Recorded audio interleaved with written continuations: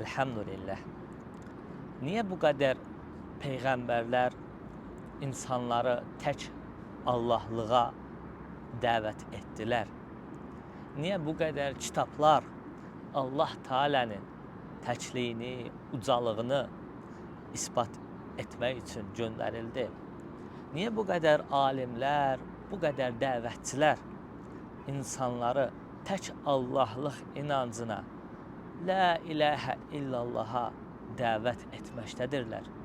Bunun ən böyük səbəbləri, xeyirləri, fəzilətləri nələrdir?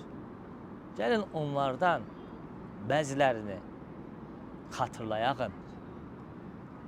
Əgər sən tək Allahlıq inancını, La ilahə illallaha təhqiq etsən, sənə Allah Teala cəhənnəm odunu haram edər. Allah Resulü sallallahu aleyhi və səlləm bir hədisdə buyurur ki, kim Allahın üzünü diləyərək La ilahə illallah deyərsə, Allah Teala ona cəhənnəm odunu haram edər. Əbədi olaraq cənnətlikdən olarsan, Allah Teala səni cəhənnəmə soxmaz.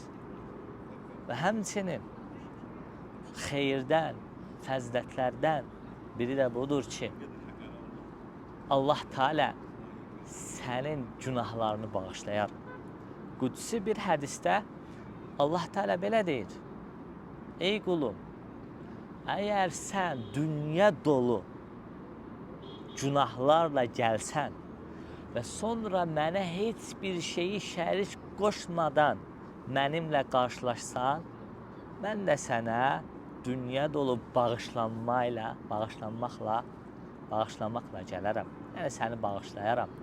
Bax, sənin La ilahə illallahı təhqiq etmən, sənin tək Allahlıq inancı, Allahla yanaşı başqa məbudları, başqa şeyləri ibadət götürməmən, şərik götürməmən Allaha, Allah Teala nə edər?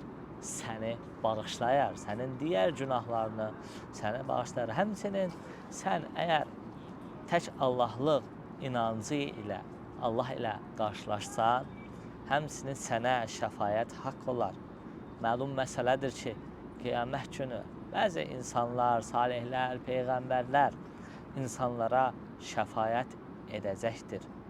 İnsanları cəhənnəmdən, xətalarından çıxardacaqdır.